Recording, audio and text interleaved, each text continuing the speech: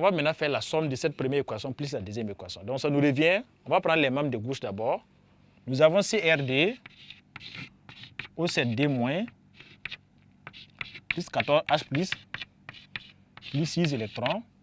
Donc, ça, c'est les membres de gauche de la première équation. L'équation qui est en bas. À gauche, nous avons l'éthanol seulement. Donc, on amplie l'équation d'en bas par 3. Donc, ça va faire plus 3 CH3 CHD OH.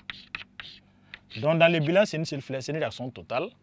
On passe maintenant aux membres de droite. Voici les membres de droite d'en haut. Voici les membres de droite d'en bas. Donc, en haut, on aura, ça fait DCr 3 plus 7 H2O. Et si on descend en bas, on voit qu'en bas, l'équation est multipliée par 3. Donc, ça va nous faire 3 CH3 CHO plus 6H plus 6 électrons. Donc, voilà ce que nous avons comme équation bilan qu'on va essayer de simplifier.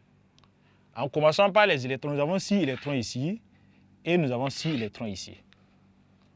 On va regarder au niveau des atomes de H+, des ions H+. On a 14 H+ à ce niveau et ici nous avons 6 H+. Donc par simplification, il va nous rester ici 8 H+ à ce niveau-là. Donc on va reprendre l'équation CrDO7D- plus 8H+ plus 3 CH3 CHD OH donne DCr3 plus 7H2O plus 3 CH3 CHO. Donc voici l'équation que nous allons avoir, mais on ne va pas s'en tenir à cette équation parce que les ions H+ dans les réactions sont des ions instables qui vont automatiquement se combiner aux molécules d'eau pour donner des ions H3+, qui sont plus stables maintenant.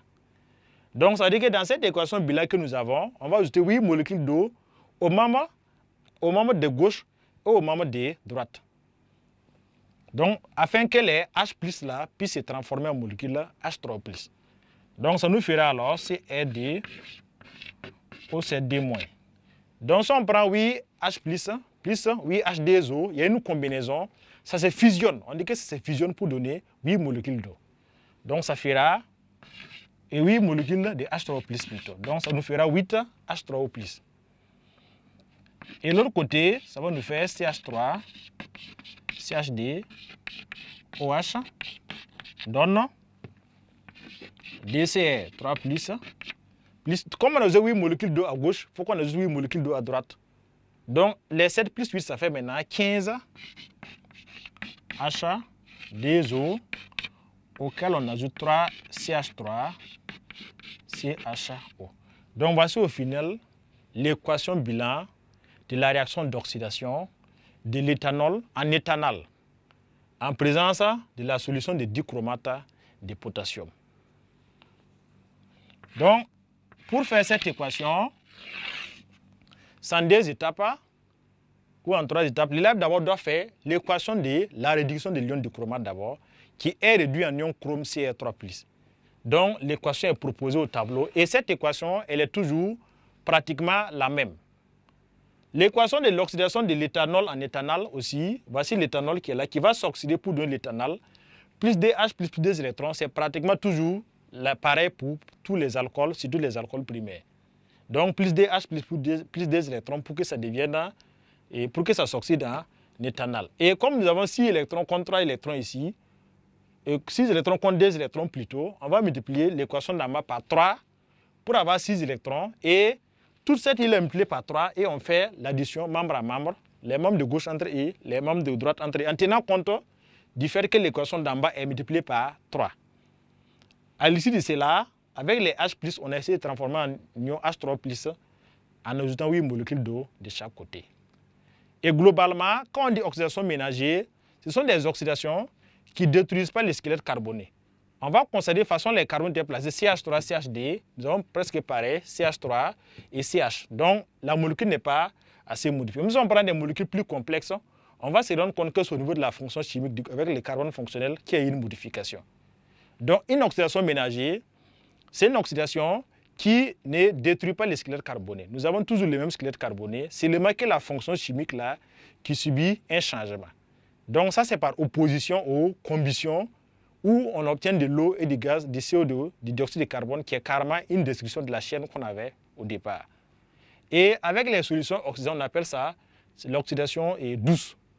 C'est une oxydation douce qui n'est pas violente, qui permet de conserver les éléments qu'on avait au départ. Ces apprenants, donc dans ces paragraphes, donc on peut oxyder les alcools, soit en passant par les dioxygènes, oxydation catalytique, ou par déshydrogénation, ou bien par une solution oxydante qui est appelée oxydation douce. Et ça se fait avec les solutions de dichromate de potassium ou de permanganate de potassium, dont les étapes sont ce que nous avons précisé ici. On avait également dit, à partir des oxydations-là d'alcool, on peut aboutir à des aldehydes, à des cétones ou à des acides carboxyliques. Avec quel type d'alcool on peut avoir des aldehydes? Avec quel type d'alcool on peut avoir des cétones ou bien des acides carboxyliques? Donc, pour les oxydations, ça dépend de la classe de l'alcool. On a vu qu'il y a 3 classes d'alcool. Donc, quand nous avons affaire à des alcools primaires, l'oxydation va conduire à ce qu'on appelle des aldehydes lorsque l'oxydant est à défaut.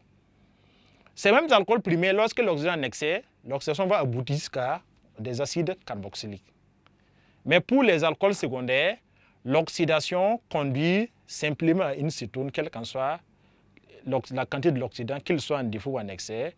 Et pour les alcools tertiaires, elle ne peut pas subir d'oxydation ménager. Les alcools tertiaires ne subissent pas d'oxydation ménager. Donc, voilà ce qu'on peut ajouter par rapport à l'influence de la classe des alcools sur les produits de l'oxydation qu'on peut obtenir. Donc, à l'issue de ce premier grand point, nous allons passer maintenant au grand D, où nous allons avoir les réactions sur les aldehydes et les cétones.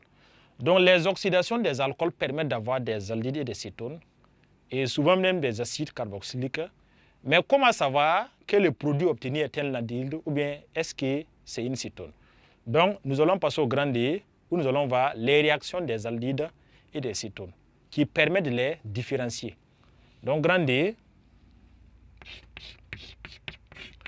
réaction des aldéhydes et des cétones.